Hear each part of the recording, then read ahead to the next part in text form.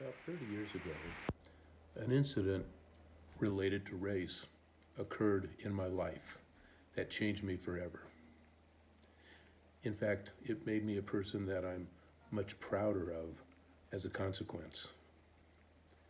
The incident took place when I was driving one day with our youngest daughter, Karen, who was about 17 at the time. I was sharing with her my concerns about the fact that her sister Heidi was going to marry a young man that she'd been going with for quite some time, who happened to be black and happened to not be Jewish. As you can see, I'm clearly white. What you don't know is that I am Jewish and have been raised when I was younger in a Jewish culture. I was expressing my concerns to Karen about the marriage that was impending, and Karen's response to me was, "Gee, Dad, I guess you must be prejudiced." That really hit me upside the head like a ton of bricks. I explained to her that I'd been raised in a Jewish culture, in a Jewish home, Jewish community, after World War II, after the Holocaust, and in our family, in my community, in Judaism in general, prejudice was nothing that we'd ever want to be. Racist was not a term at that time, but that would have been included within the broader category of prejudice. So I was saying, you're totally wrong. I was raised to abhor prejudice.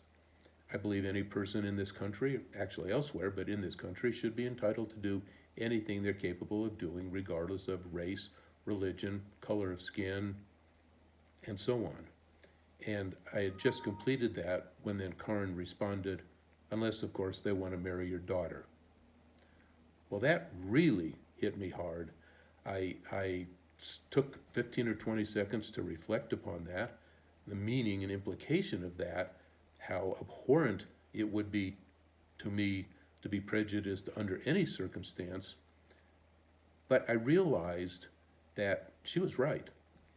And after 15 or 20 seconds of reflecting, I came back to her and said, "You know what, you're right. This is a problem. There are clearly tapes going on in the background of my mind that I didn't even realize were there. It's my problem, and I will fix it." It was months later when we had the wedding.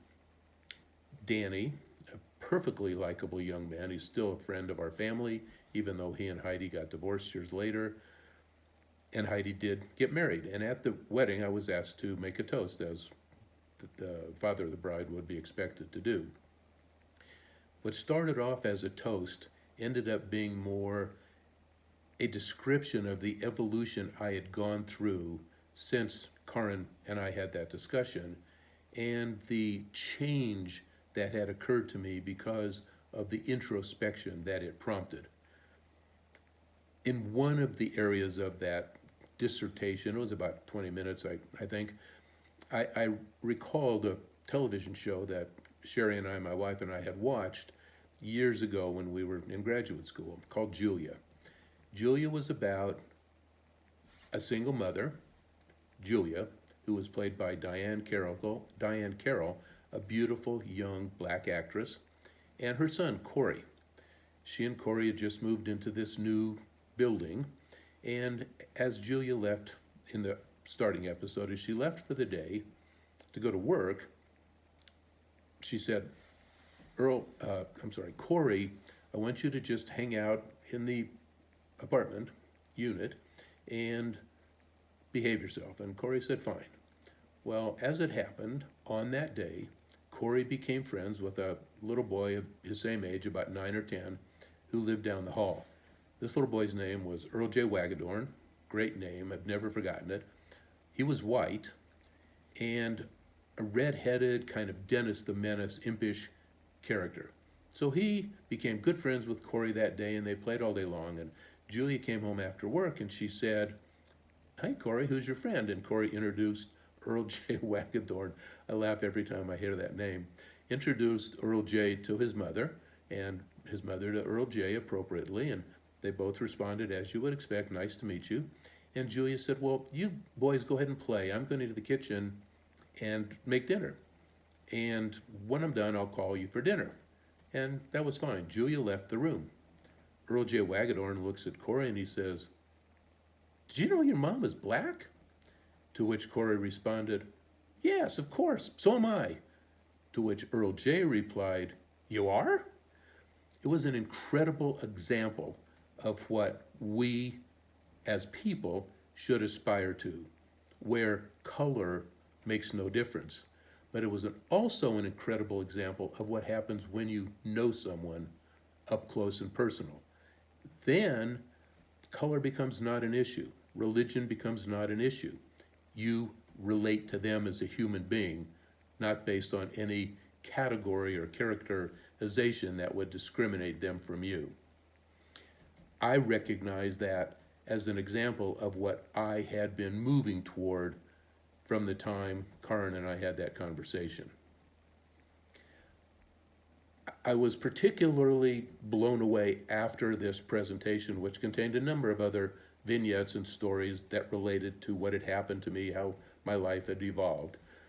At the end of that, two things struck me right at my very heart and made me realize I had made an impact. Danny's father, who was black, who was probably as close to a slave as you could be without being a slave when he grew up in the South, had moved north, and at the time of the wedding, he was a high-level executive in the IRS in the Denver office. He had tears coming down his face. He was sitting right in front of me, tears coming out of his eyes, running down his face, which made me realize that what I had learned and what I had expressed with the hope that others there would pay attention really struck home.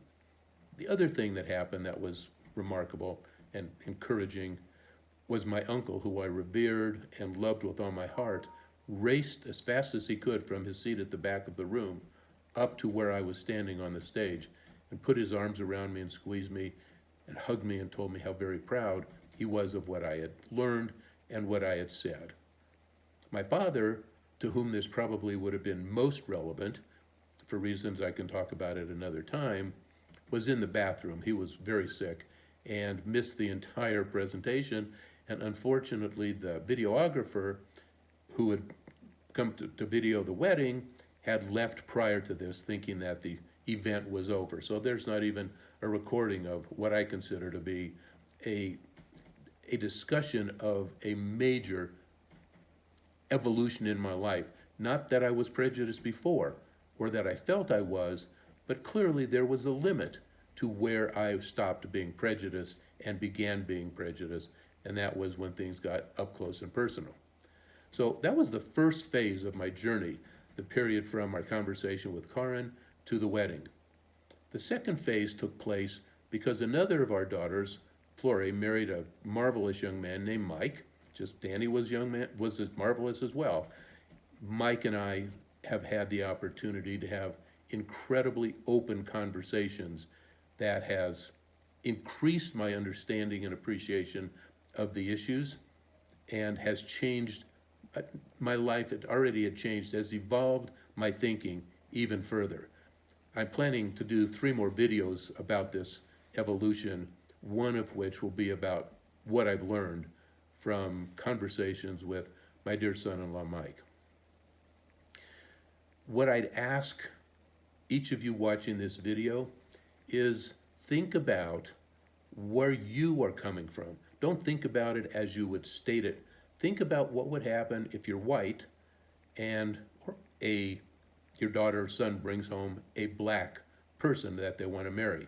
Or if you're black, think about the same thing. How would you feel if your son or daughter brought home a white person? That is really the telling point. How would you feel if a black person came to the door selling something as opposed to a white person selling that same thing? Think about deeply and intensely, think that you're in that situation and ask yourself how you would react. I think that's the point, is when it's up close and personal, it becomes different. If you're black, because this is not a white or black issue, this is an issue that each of us has going on in our minds, our tapes, the rage that we've seen since the ridiculously horrible death of George Floyd 2 weeks ago is an example of tapes that are going on that have not been expressed by many of the participants in the protests. Think about if you're black. I don't know how to relate to that, as I've very well learned, in a perfect way, but think that you're playing pickup basketball with 4 of your buddies. They're all black. And you're having a great time. One of the players decides they have to leave, and standing on the sidelines is a white person who comes in and indicates that he'd like to play. How would you react to that person as compared to how you would react to a black person? Put that in your mind, believe that you're in that situation, and ask yourself, because I believe that black, white, all of us very likely have tapes that need to be addressed. And the only way we can address them is to think about the issues that I've described or those like them. I know my journey has been intensively rewarding. I am much prouder of the person I am now, and I think I'm now that, pardon me, we're seeing the protests over the killing of George Floyd and unfortunately the riots. I think this video needs to be dispersed to people. Plenty of issues are being talked about right now about how to resolve or address these issues. I'm not talking about that here.